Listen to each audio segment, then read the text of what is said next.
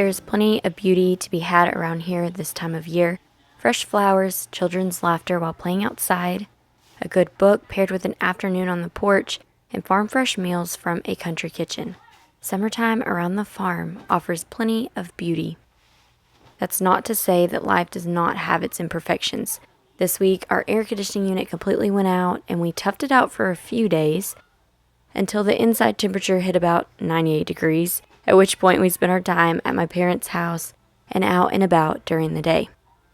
A few other things happened this week that added to the stress and chaos of also not being in our home during the hottest time of year, and I was not a positive thinker, but the Lord showed me happiness in the middle of imperfection.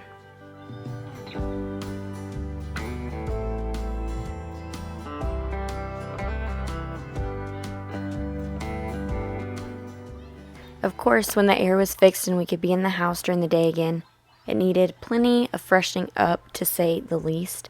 So I removed all of our bedding, washed it, I caught up on the laundry, I vacuumed, I mopped the floors with something that smelled good and made the house nice and fresh smelling. I even added a few projects to make it feel sparkly and homey again and to add some new touches around this little country house.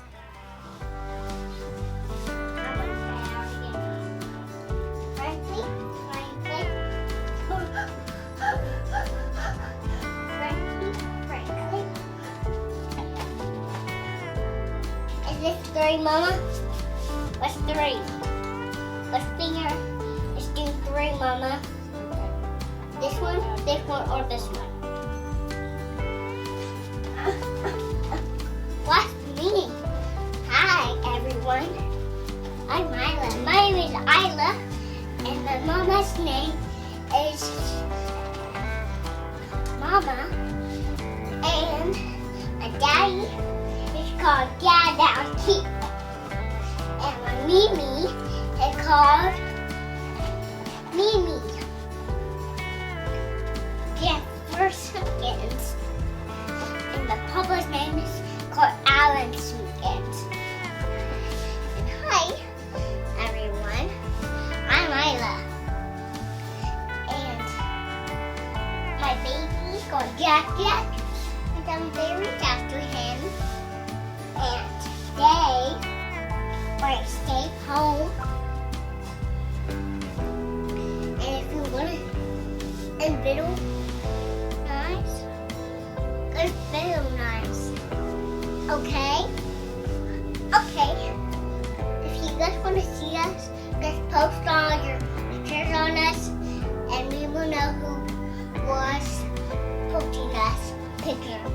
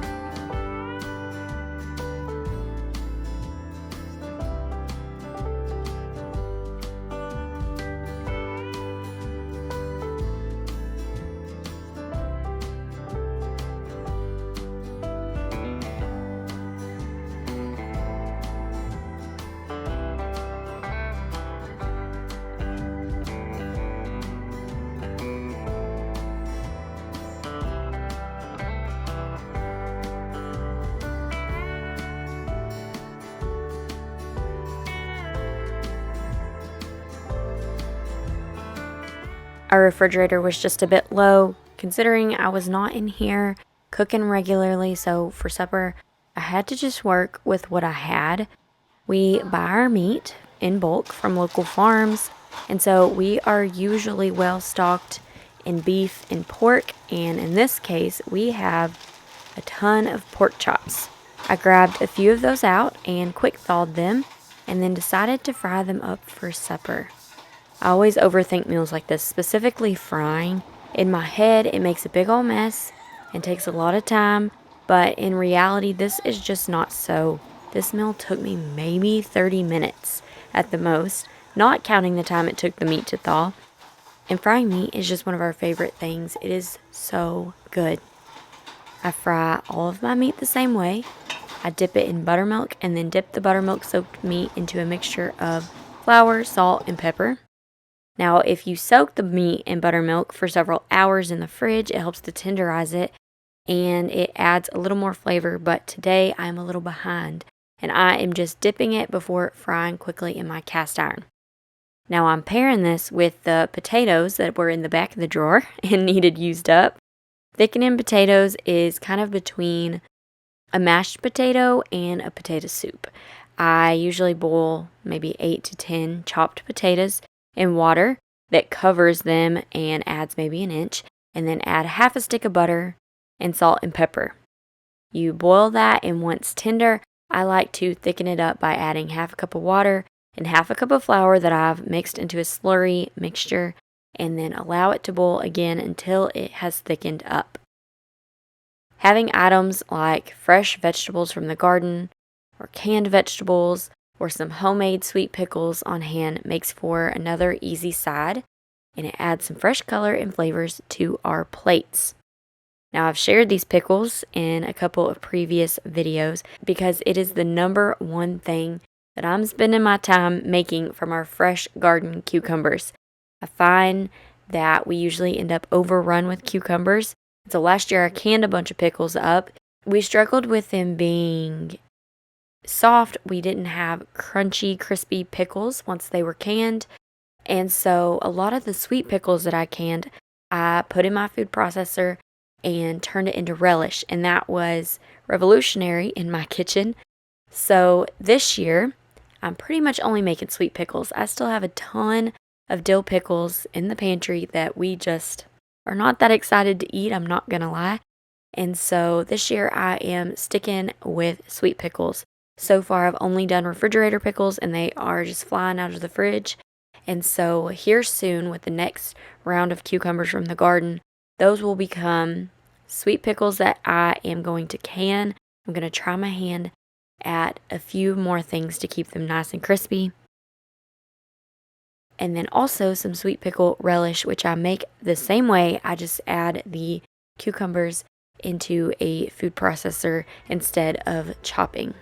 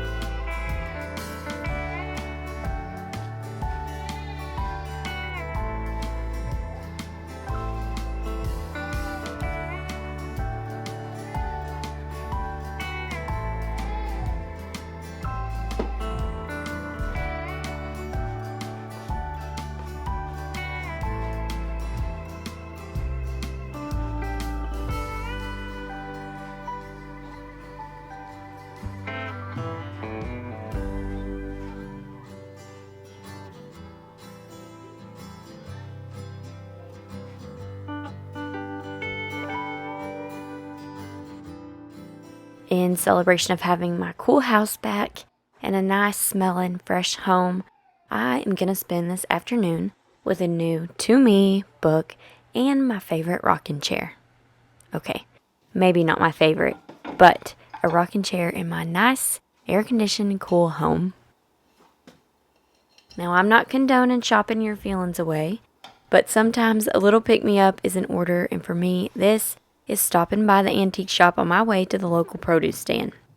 We have found ourselves out and about more often to escape the heat, and once home, I wanted to change out some of the plates on my wall and add a few new cookbooks to my kitchen. I shared a video a few weeks or maybe months ago about where I get my cooking inspiration, and one of the go-tos I shared was old family cookbooks. I'll link that video below. While these are not family cookbooks though, they are older cookbooks and are chocked full of recipes waiting for me to make. I find the best ones are in these vintage cookbooks or old church cookbooks. They have simple ingredients, they're simple to make, but they make a lasting impression.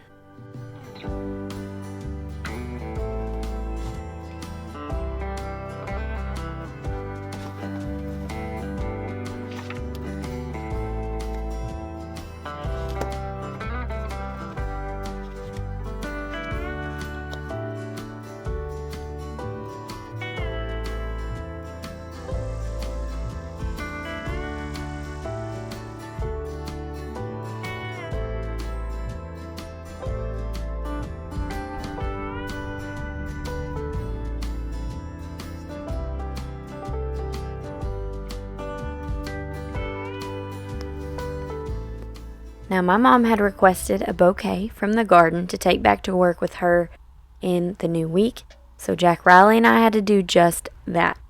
Our sunflowers and our zinnias are just showing off out in the garden, and after the sun goes down, it is by far our favorite place to be. This year, we planted a large sunflower patch and then one row of zinnias and cosmos.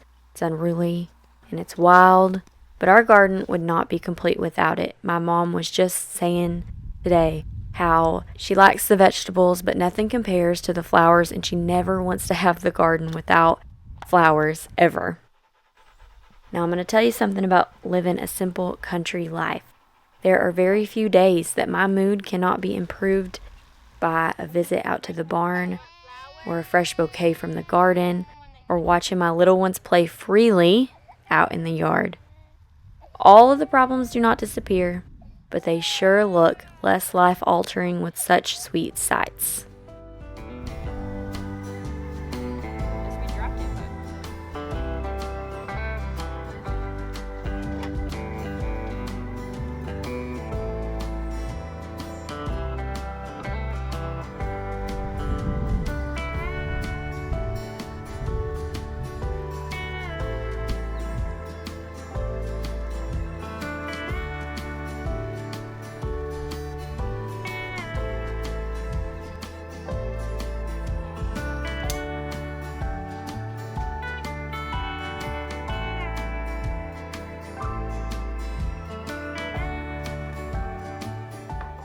It took me a few days, but at the same antique shopping trip, I found a picture frame that had a very pretty mat in it. It was like a cream background with a blue little design on it, but I didn't love the art it had in it.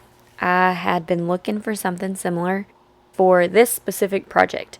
This project was a big circle moment after I'd gone 10 different directions, none of them working out, but I wanted somewhere to display my most used and seasonal recipes.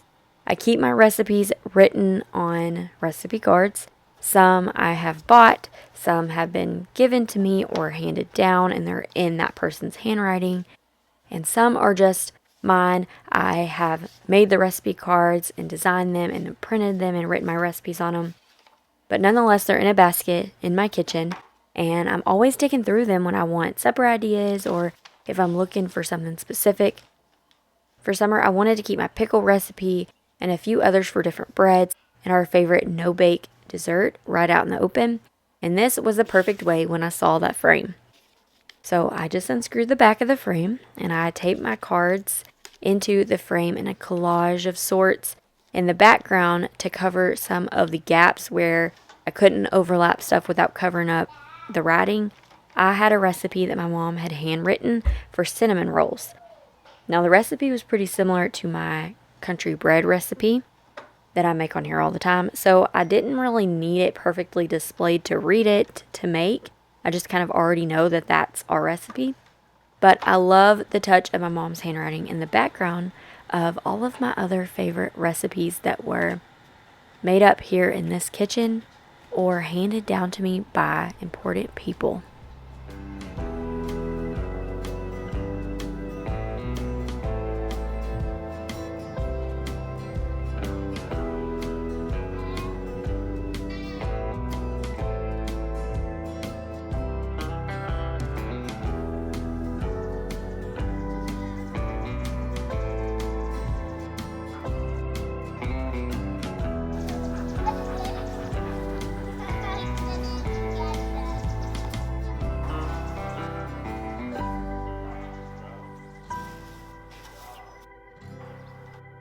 Thankfully, we had a little bit of a break with a slight cool and breezy day. Now, cool may be a stretch with a high of 86 degrees, but considering the recent highs, it felt wonderful outside. We are spending the afternoon playing outside, enjoying our front porch, making phone calls with family while we rock on the porch, and some afternoon reading.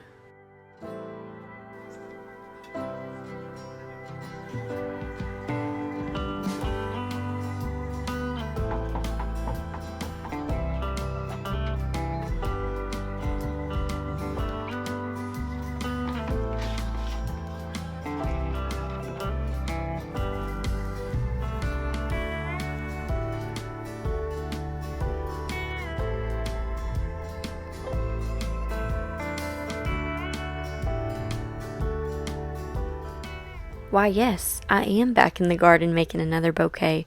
2 in 1 video. After seeing my mom's, I had to have one for our farm table, and these zinnias cannot be left to waste. So a barefoot trip to the garden made for a happier table by supper time.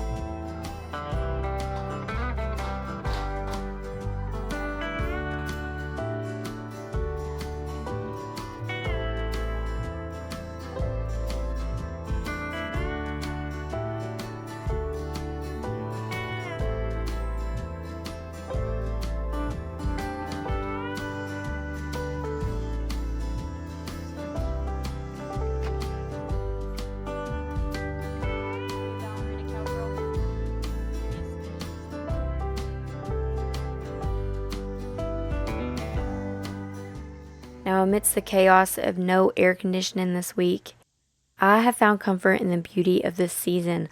Life is imperfect, but I am happy. And the Lord didn't promise us a perfect life, but He sure does give us the desires of our heart to soften some of those tougher times. And we see that very clearly here on the farm.